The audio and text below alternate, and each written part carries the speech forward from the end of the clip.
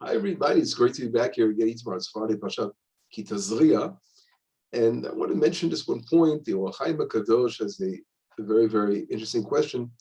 And we know, everyone knows that when it says Isha ki Tazria b'yalda zachar, and then it says she will be, when a woman becomes pregnant, she gives birth to a son, a male child, and she will be 7 days unclean. And then it says on the 8th day, you must circumcise your child, your male child. And we learn out, it says in Hebrew, B'yom Hashmini, on the 8th day, with the Eha Yidi'ah, the infinitive, pointing out this particular 8th day. We learn out from that word, Shmini, on the 8th day, that even if it comes out on Shabbat, that the power of the circumcision is so powerful that it takes precedence over the Sabbath, and Shabbat is pushed off, and we do the circumcision on the 8th day if it comes out on Shabbat.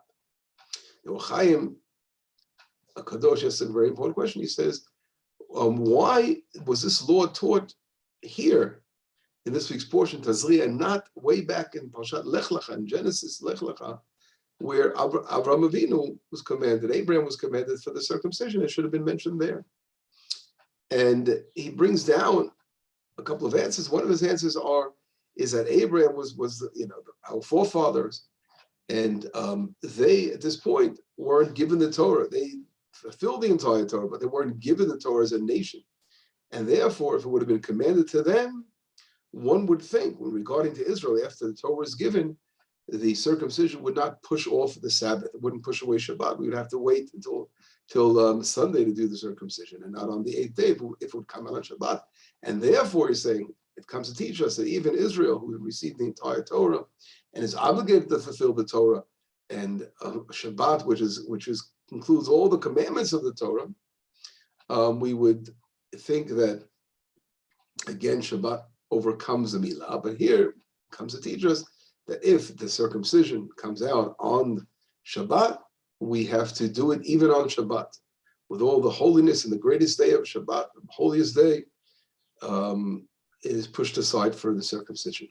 So this is teaching alone is a fascinating teaching, and a lot of the questions come out of it. Why is the circumcision so powerful, and that it overcomes the Shabbat? And just a quick reflection, we know that the number 7 is within the framework of nature, and Shabbat is still within that framework. The number 8 already is beyond nature. The Talmud brings down a question that the evil Tonus Rufus, one of the evil kings, he asked Rabbi Akiva. Rabbi Akiva lived again right after the destruction of the second temple.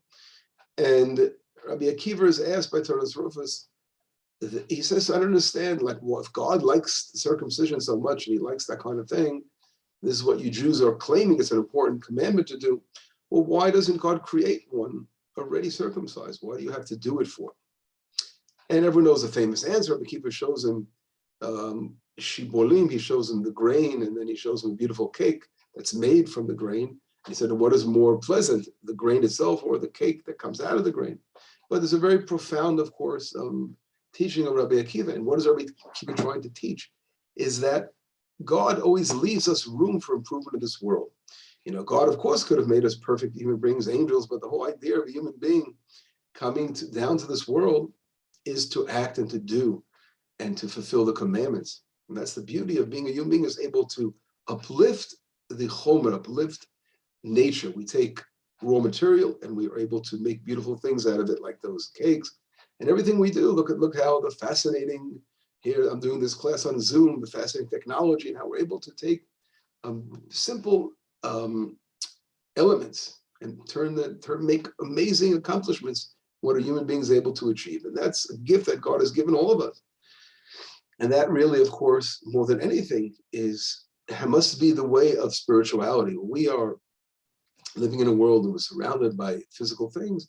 We have to try to uplift and rectify ourselves and show how, as human beings, we can reach the highest levels of spirituality, the highest levels of perfection when we work towards something like that. And therefore, God said, I'm not going to make it easy for you. I want you to circumcise. I want you to show you must do the work. So one way, God had mercy. He gave most of us are circumcised when we're very young, 8 days old. So we don't really, again, it's much less painful, and we don't have to really go through that challenge of having to do when you're old, when people convert and they were never circumcised. It's quite a painful thing, as everyone is aware. But the idea is here. God shows mercy on one hand, do it when the child is 8 days old. You don't feel the pain, but in reality, well, the idea behind this is that we're able to rectify things. And that's our goal in life, to rectify ourselves, the physical, and become the highest level of spirituality, a spiritual people we can be in this world. This is fascinating when we think about that God created Shabbat to testify over creation of the universe. On the 7th day we rest, but that's in the fabric of nature. And here God commanded that on the 7th day, we must rest on the 7th day, and how important it is to testify. But that comes directly from Hashem as something that God does it all for us. Shabbat, you must rest, right? Everything is there for you and you can't work anymore. But when it comes to circumcision, right, here, commandment is that it overcomes the Sabbath day of rest, and you are the ones who have to do it by removing the foreskin. So that is sort of, again, a great, powerful thing. And that is considered the number eight. The number 8, as we all know, is beyond nature. The number 8 was above nature. So what becomes the human intervention, what we do, that becomes above nature.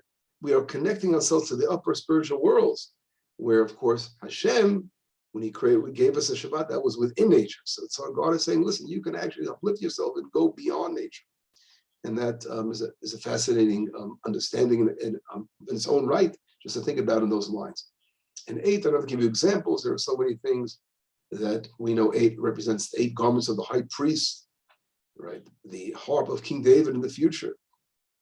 The Messiah will have 8 strings. And the number 8 always represents beyond nature. We can think about a lot of other examples. If you look within the Torah, we will find when the number 8 comes up, we know that this is a very, very powerful thing. 8 days of Hanukkah, for example, right? The miracle of Hanukkah took place. So the number 8 reflects a special action on our part that we have to do to go above nature. And exactly that's what we're doing. The whole idea of circumcision is to show, is the tikkun habrit, the special rectification of a person's desires, and by showing that we are overcoming the most powerful human desire, we are uplifting ourselves to the level of beyond nature. And that is really what the people of Israel are all about. The people of Israel who were created to be a light to the nations have to show the world, have to express the importance of tikkun hayesod, of going beyond nature and in overcoming our desires and living a life of spirituality. At the same time, taking the physical world and uplifting it. It shows how much we have to be part of it and not just sit back and let God do the work for us. That's a really important lesson. But anyway, Shabbat Shalom, B'Sorot Tovot, Yeshuot V'Nechama.